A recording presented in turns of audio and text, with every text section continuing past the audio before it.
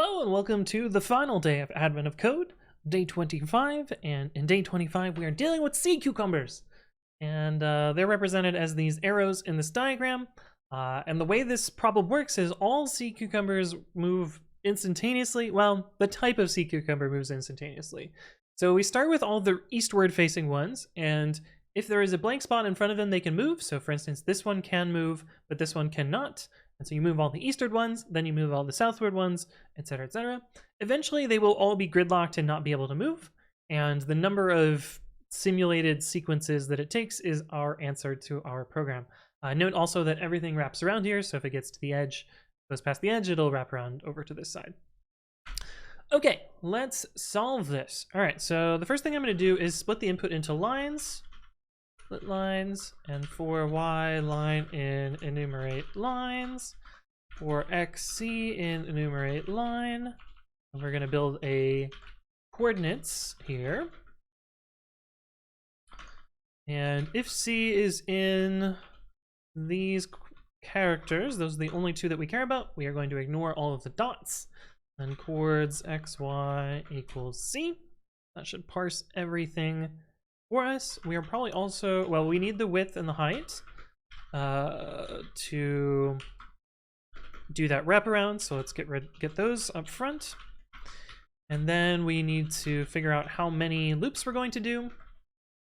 So we're gonna have something like this to count them. Basically, I'm gonna break out of the loop as soon as we identify that they are the same. Now, my solution for this was kind of sloppy. I basically just copied it to a second map and then copy that second map to a third map and then compared them. So I'm going to show you how I did that. You could, of course, generalize this to a function, but this seemed easy enough, so that's what I went with. Chords 2 equals a map for x, y, c in chords.items. We're doing the eastwards ones first, otherwise we just copy along. Chords 2 x, y equals c. And new coordinate is equal to x plus 1 mod width and just the same y. If the new coordinate is in the previous set of coordinates, so like if we're looking at this one, we're checking if this one is there. If nc in chords, in that case we can't move, so we just do chords 2 xy is equal to c, so we were not able to move. Otherwise, chords 2 new coordinate is equal to c. Copied along.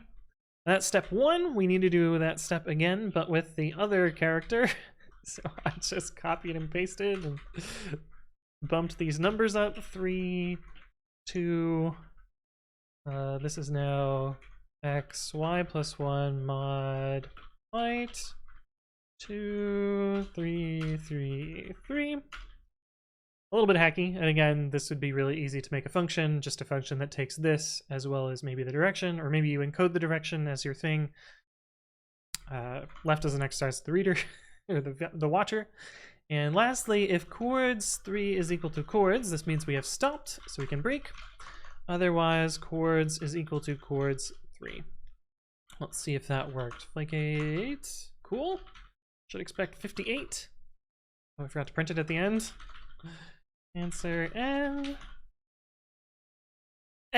we get 58.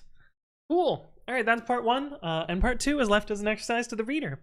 But thank you all for sticking around for these 25 days of Advent of Code. I know I had a lot of fun, and I'm really glad Eric put this all together.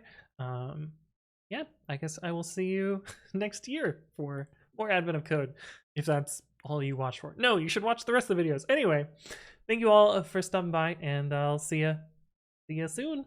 Bye.